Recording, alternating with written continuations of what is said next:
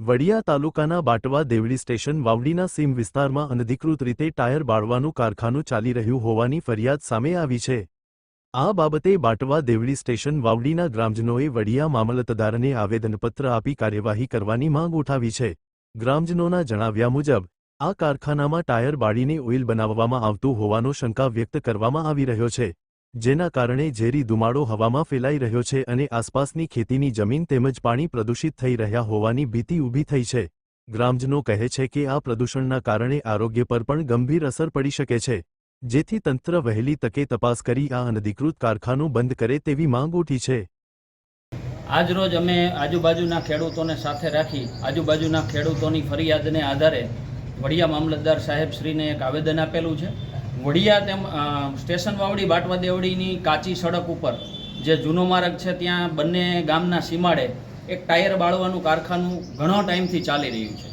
ખેડૂતો અવારનવાર રજૂઆતો કરે છે, પણ ક્યાંક ને ક્યાંક ખબર નહીં હવે આમાં કોની મિલીભગત છે, શું છે, એ કારખાનું બંધ નથી થઈ રહ્યું।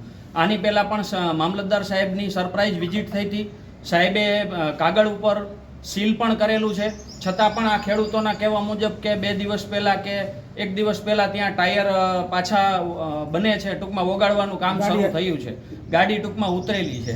અને આની પહેલાં જ્યારે જેતપુર મામલતદાર સાહેબ શ્રીએ સરપ્રાઇઝ વિઝિટ કરેલી હતી ત્યારે અહીંયા પણ જાણ કરેલી હતી ને એના અનુસંધાને આ લોકોએ ત્યાં વિઝિટ કરેલી હતી।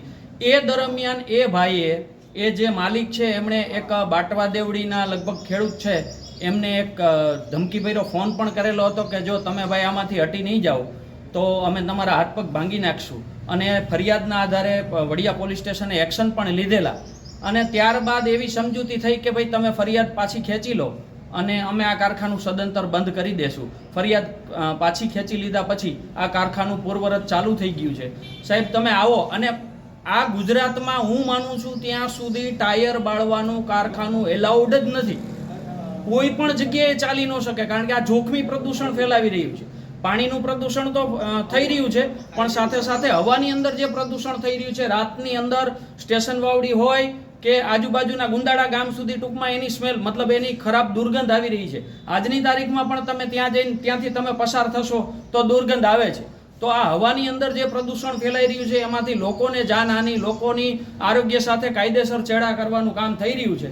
હવે સરકાર છે એ માય બાપ છે, અવારનવાર સરકારમાં રજૂઆત કરીએ છીએ અને હજી પણ ખેડૂતો ઉગ્ર રજૂઆત કરવા માટે તૈયાર છે, કારણ કે હવે જે છે એ આ પાણીના હિસાબે, આ કદડાના હિસાબે બોરમાં ને પાણીમાં જે પાણી છે એ ડોળું થઈ રહ્યું છે, મતલબ કાળાશ પડતું થઈ રહ્યું છે। બોરમાંથી મોટર ખેંચીએ તો એમાં ગઠ્ઠા આવે છે, એનો મતલબ એવો છે કે આ પાણી ત્યાં લાગી રહ્યું છે। એટલે આ લોકોના આરોગ્ય સાથે ચેડા છે અને ખબર નહીં હવે કોની મિલીભગતથી શું ચાલી રહ્યું, પણ અમારી ખેડૂતોની એવી માંગણી છે કે આ કારખાનું જો બિનઅધિકૃત રીતે ચાલતું હોય તો જલ્દીથી જલ્દી બંધ થાય।